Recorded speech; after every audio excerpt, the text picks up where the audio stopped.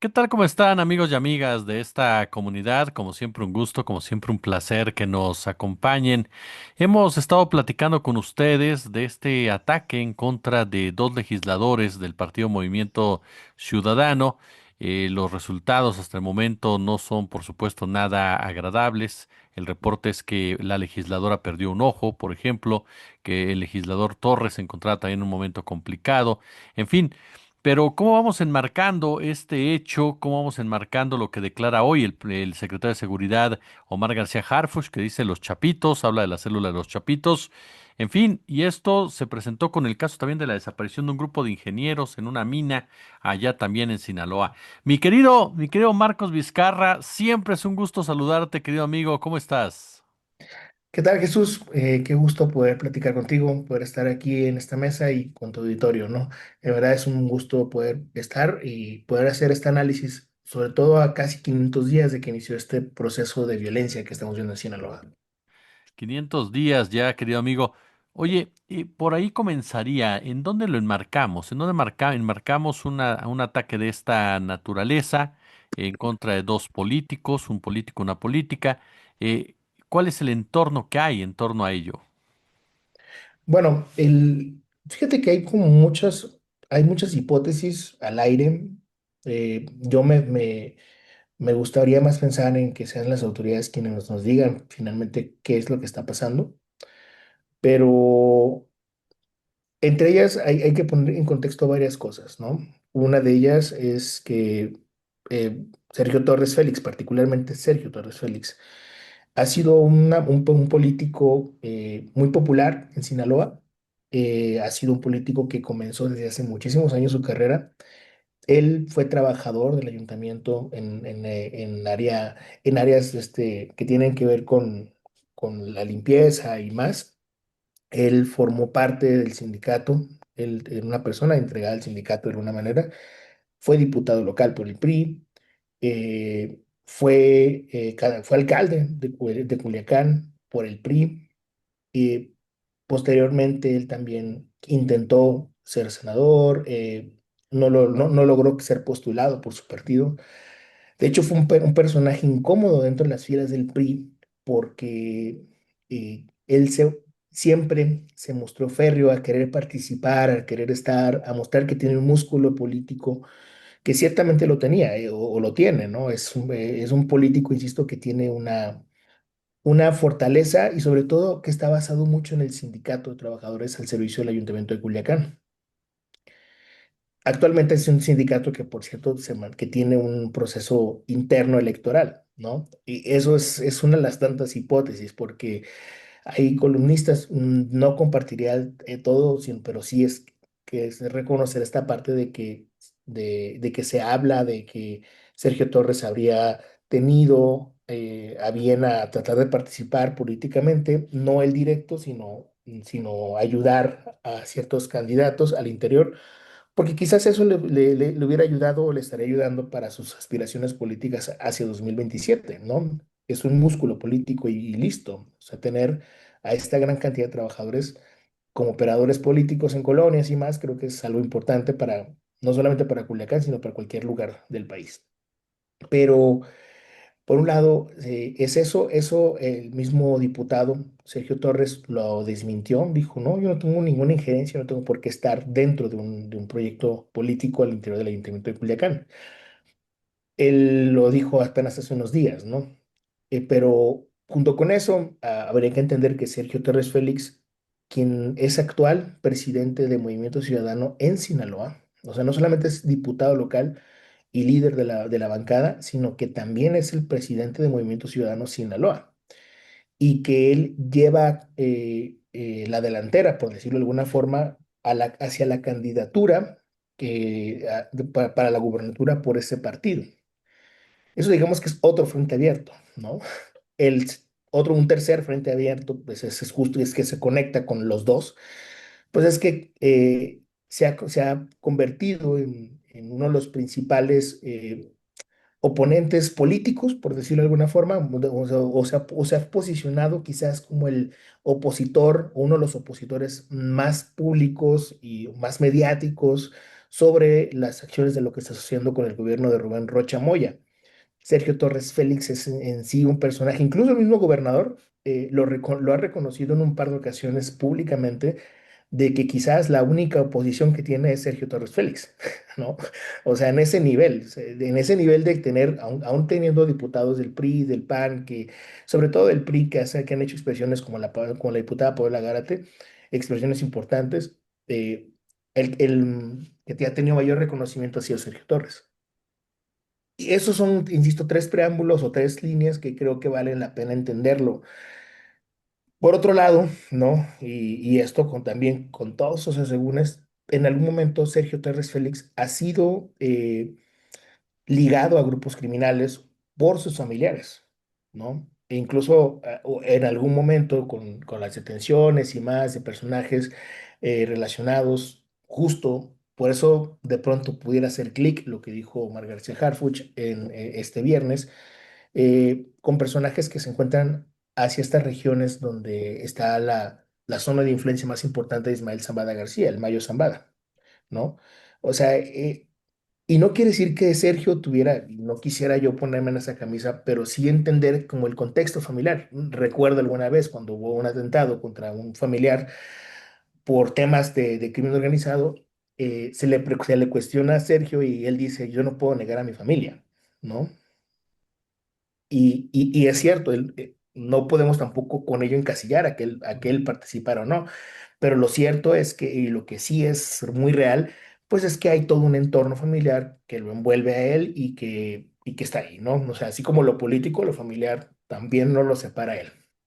Entonces, digo, son así como una baraja de cosas, ¿no? De pronto, seguramente hay más frentes que tiene abierto. De hecho, en los últimos días ha sido, y eso me olvidaba, pero ha sido un ácido crítico de cómo se ha estado trabajando la política interna de la Universidad Autónoma de Sinaloa, esta relación que tiene el rector Jesús Madueña Molina con el gobernador Rubén Rocha Moya, con esta falta de una correcta administración del recurso público que tiene la universidad, la UAS, y todos esos acuerdos políticos que se han llegado, y también todos esos acuerdos políticos no solamente para sostener a la administración y las nóminas de la UAS con ayudas de gobierno, sino también para evitar procesos o facilitar procesos jurídicos legales contra funcionarios, incluyendo a los mismos rector, que fue acusado en varias carpetas de investigación por distintos delitos atribuidos a temas de corrupción. Y sí es Sergio Torres quien ha sido quizás el opositor o el político con mayor peso mediático que se ha expresado en torno a este tema. Entonces, si lo vemos así, ya son cinco frentes, ¿no? Que tiene, por lo menos, o que ha tenido en los últimos años, y que hoy todos esos toman relevancia, todos, absolutamente todos. ¿Por qué? Por cómo sucedió el hecho. Son personas encapuchadas que lo esperaban, que además esto es de llamar muchísimo la atención, Jesús, porque la ruta que tenía Sergio Torres junto con la diputada y el escolta que tenía resultado herido es una ruta que es del Congreso a la sede del partido sobre el Malecón, ¿no? Sobre el Paseo Niños Héroes. Es decir, bueno, y estos personajes, esas personas encapuchadas en un vehículo de color blanco, estaban quizás esperando a que pasara como si fuera la sede del partido. Es decir, como si ya lo estuvieran esperando, estuviera premeditado. Solamente son hipótesis mías, no quiero decir que esto es una realidad, pero llama la atención que eso fuera o que pasara de esa manera, que luego de ellos estos jóvenes, porque son personas jóvenes, por lo que entendemos o lo que se nos ha informado por parte de autoridades, que estas personas tomaron una ruta donde incluso en calles de sentido contrario en el centro de la ciudad, dejaron un vehículo abandonado y luego robaran otro y se trasladaran hacia la zona poniente, surponiente de la ciudad de Culiacán, en una plaza comercial llamada Plaza del Valle, y dejaran abandonada esa camioneta ahí y se fueran y hubieran cruzado la mitad de la ciudad sin haber tenido un solo problema. Todo esto llama mucho la atención. No sería tampoco la primera vez, eso es una realidad también. Pero, pero está esto y ahora con las declaraciones de Omar García Harfuch atribuyéndolo al grupo criminal de los Chapitos, creo que vale la pena reflexionar sobre como que una gran cantidad de cosas. Primero, ¿por qué los chapitos querrían atacar a un diputado local? ¿No? De entrada. Lo segundo es que el secretario García Harfuch pocas veces ha salido a atribuir de esa manera casos como estos. Y sobre todo de lo que ha pasado en Sinaloa, ¿no? Y el mismo secretario García Harfuch se tardó en reconocer que esto que estaba pasando en Sinaloa era una confrontación entre los hijos del Mayo y los hijos del Chapo. Cuando empezó todo esto, no fue en septiembre cuando dijo eso, ni en octubre, fue hasta el mes de noviembre cuando ya existe un reconocimiento tácito de que está pasando todo esto de esa manera por una confrontación interna del cártel de Sinaloa. Y ahora pasan apenas, estamos hablando de 3 días, y ya hace un reconocimiento de que existe eso y que hay investigaciones muy avanzadas y para demostrarlo suelta esto que es también una bomba política, mediática y más. Entonces, esto que vemos ahora con los diputados, pues es muy fuerte, es muy difícil, porque de entrada también el diputado Sergio Torres Félix sigue muy delicado, sigue en terapia intensiva. La diputada, ella perdió un ojo, ella tiene un mejor estado de salud, es lo que entendemos. Ella, pero sin embargo, el ataque le hizo perder un ojo. Y el escolta, por ejemplo, que también resultó herido, de él no hay una información muy destacada tampoco al respecto. Sabemos que él entró a un hospital privado, que está siendo atendido, pero hasta ahí. O sea, no ha sido cualquier cosa y cualquier tema. Y que además esto, Jesús, sucede a una serie de hechos muy violentos en el estado como la desaparición, por ejemplo, masiva de al menos 10 trabajadores de la mina Bisla Silver que se encuentra en Concordia, ¿no? Trabajadores, una mina canadiense, bueno, de una empresa canadiense, y trabajadores que son de Sonora, de origen de Sonora y de Chihuahua y de Sinaloa, lo único que estaban haciendo era trabajar y construir la mina, y que ellos fueron sacados a la fuerza de un campamento minero en Copala. Pero además de eso, este mes ha sido movidísimo. O sea, apenas 30 días y ya en 30 días de un año ya mataron a 6 policías, asesinaron a 6 policías, asesinaron al jefe de tránsito, intentaron asesinar al secretario de Seguridad Pública de Culiacán, ya fueron asesinadas 9 mujeres, han sido asesinados una gran cantidad de personas y desaparecidas otras tantas. También hay que sumar que el mismo ejército no ha hecho la mejor tarea del mundo. Apenas hace unos días, el domingo, se daba la marcha por el asesinato de Fernando Alan, donde el ejército lo habría asesinado. Hay ahorita 3 personas detenidas, 3 militares detenidos por la justicia militar por este hecho, porque ellos lo presentan como un error, pero el asunto fue que atacaron sin que hubiera un ataque, por ejemplo, del otro lado, ¿no? Fernando Alán no traía armas, era un chico que iba con su novia al gimnasio. Han sucedido muchas cosas, muchas que en un periodo tan corto de tiempo, lo dice un colega, Aaron Ibarra, cada noticia ha aplastado a la otra en estas últimas semanas. Y ha sido brutal, o sea, de pronto estamos reportando una cosa, cuando estamos reportando la otra, y luego otra, y luego otra, y cada vez se pone más difícil, ¿no? Ahora hay un envío, ayer llegan 1,600 militares, más otros 90 de fuerzas especiales, y a reforzar la seguridad en Culiacán y Mazatlán. Dijera uno, cualquiera pudiera pensar, oye, con tantos militares en las calles seguramente esto va a bajar.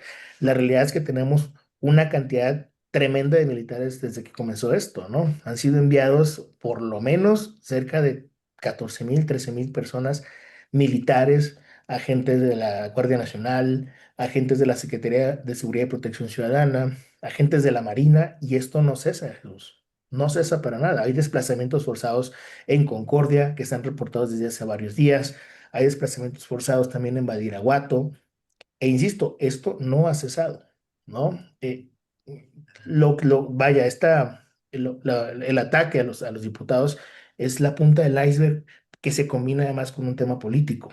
Entonces, híjole, no, por eso te decía, va a ser un poco largo, pero creo que hablar de todo este contexto es enorme y es muy triste a la vez, ¿no? Porque no ha sido tampoco tan sencillo y te imaginarás, el ánimo de la gente, de todos aquí en Sinaloa, ha sido así también, ¿no? De saber que debes tener cuidado hasta de los militares a las 4:40 de la tarde cuando vas al gimnasio, porque si hay un operativo, si hay una persecución, podrían atacarte como pasó con Fernando Alán, ¿no? O si que vas a las 11:50 de la mañana, te estás trasladando en el centro de la ciudad, pues quizás hay un comando armado esperándote para atacarte, como sucedió con los diputados.